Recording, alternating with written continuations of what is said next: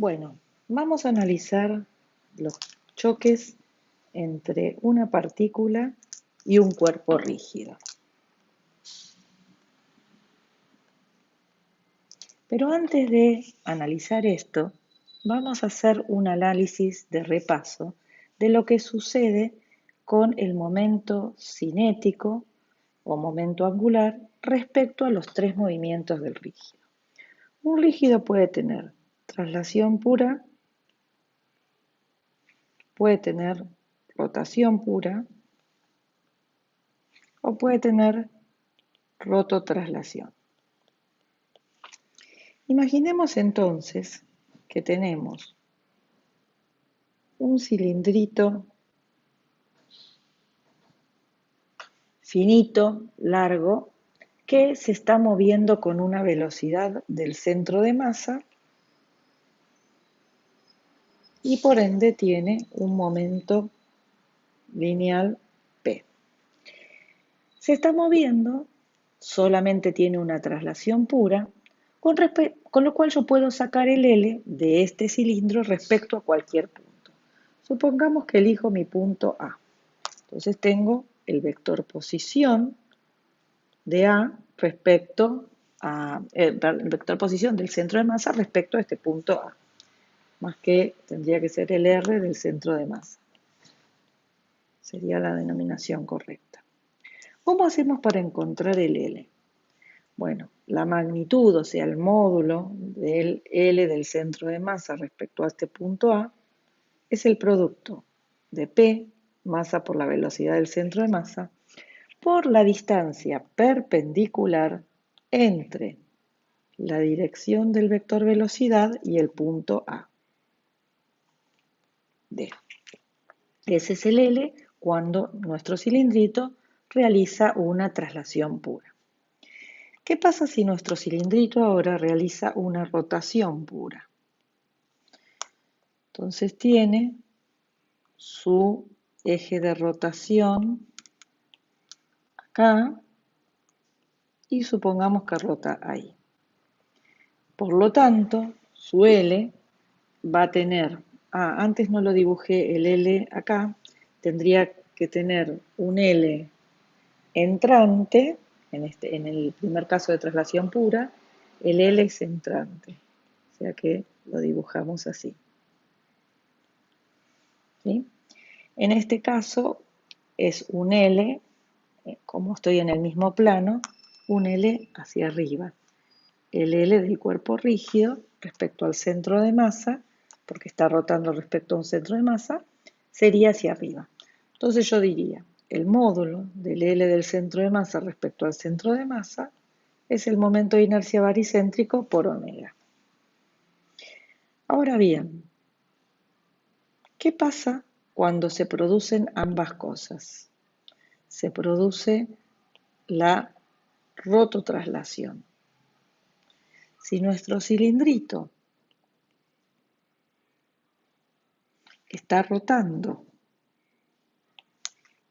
respecto a su eje y tiene un L de rotación, pero además se está trasladando respecto a un punto A, su centro de masa, que tiene una velocidad del centro de masa y por ende tiene un momento lineal del centro de masa, tiene una posición del centro de masa con respecto a este punto A. Entonces, en estos casos diremos que el L del cuerpo rígido tiene las dos situaciones, lo que se llama L de spin más el L orbital.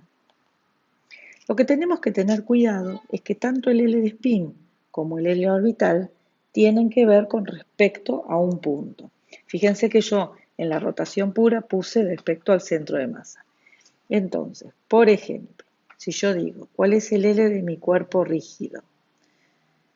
Respecto al punto A, diré, es el L de spin, y baricéntrico por omega, más el L orbital, que será masa por velocidad del centro de masa por la distancia perpendicular a la dirección de la velocidad que pase por el punto A. Entonces, nuestro cuerpo rígido, ojo que acá tiene que decir L del cuerpo rígido. Otra vez iba a escribir centro de masa. El L del cuerpo rígido tiene las dos opciones. En base a este análisis, vamos a pensar ahora en los choques.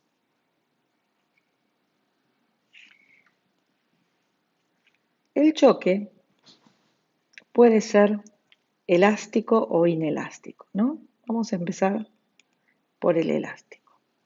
Si hay un choque elástico entre nuestro cilindrito o una varilla o el cuerpo que sea de masa M, que tiene su centro homogéneo, tiene su centro de masa acá, y viene una partícula M con una velocidad inicial y choca elástica o inelásticamente, pero no plásticamente, ¿qué sucede? En este caso, sí, vamos a ver qué sucede con nuestro cilindrito de perfil para entenderlo. Acá teníamos nuestro cilindrito apoyado en una mesa que no tiene rozamiento. ¿Cuáles son las fuerzas exteriores? El peso del cilindrito y la reacción normal. Pero nuestra masa M se viene moviendo así. O sea que el choque, en donde voy a analizar las fuerzas exteriores, está en la dirección del plano. Y las fuerzas exteriores que están perpendicular a la dirección del plano no me interesa. Por lo tanto, yo voy a decir acá que ¿qué sucede? Que la sumatoria de las fuerzas exteriores es cero. Eso implica dos cosas. Por un lado, P se mantiene constante.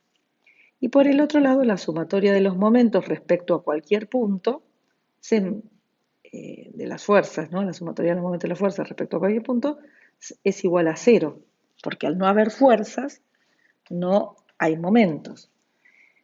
Esto me va a decir que la sumatoria de los impulsos de los momentos de las fuerzas es igual a cero y por ende L se va a mantener constante. Vamos a ponerlo mejor. L respecto a cualquier punto se va a mantener constante. Es decir, va a ser constante antes y después.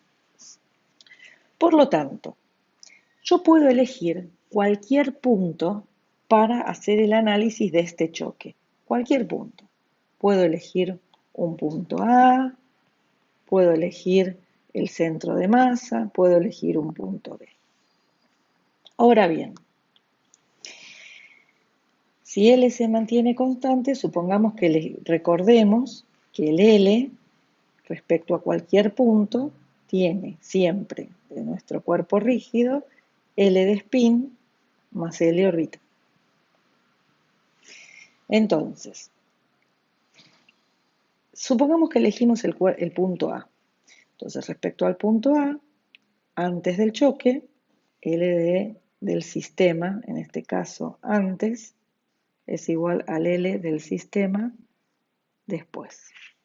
Antes, el cuerpo rígido estaba quieto, así que tenemos M por B0, dijimos que elegíamos el punto A. Entonces, con respecto al punto A, ¿qué va a ser? La distancia A.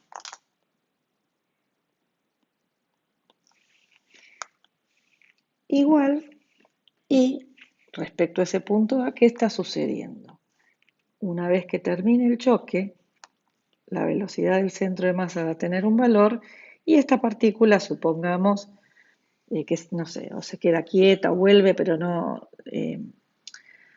vamos a poner que se queda quieta. Vamos a escribirlo para que quede choque elástico. Después del choque, M tiene velocidad final 0. Entonces, el L de M respecto al punto A después es 0. Me queda el L del cuerpo rígido. El L del cuerpo rígido dijimos que tiene L de spin más L orbital. Con lo cual me quedó M por B0 por D es igual a. ¿Tiene L de spin? Sí, rota. Y baricéntrico por omega. ¿Y tiene L orbital? Sí, porque yo tomé respecto al punto A. Entonces el vector posición está en esta dirección.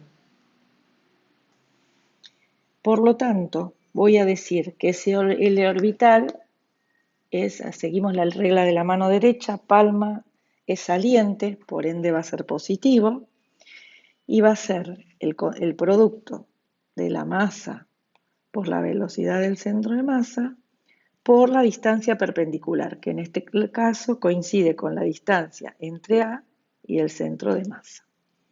¿Sí?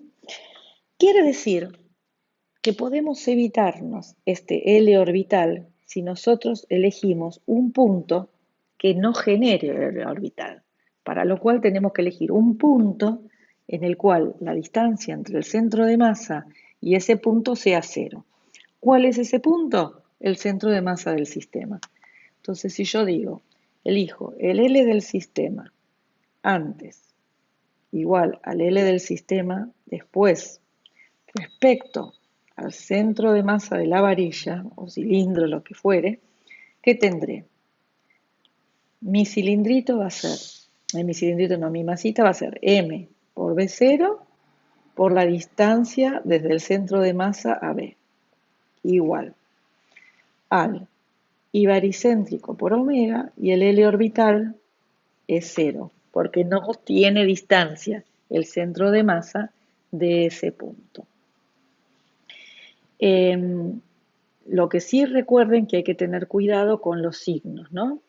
Entonces, yo estoy tomando respecto al centro de masa, la distancia R por B es positivo. O sea, ¿dónde está la distancia centro de masa B? Que sería esta. El producto vectorial es positivo. Y lo otro es positivo, no hay ningún problema. ¿Sí? Ahora, ¿qué pasa si el choque es plástico?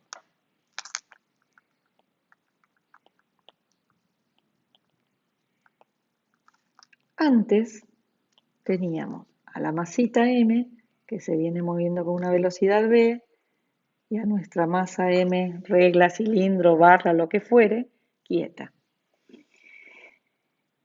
Pero después va a pasar que nuestra varilla M tiene a la masita M incrustada.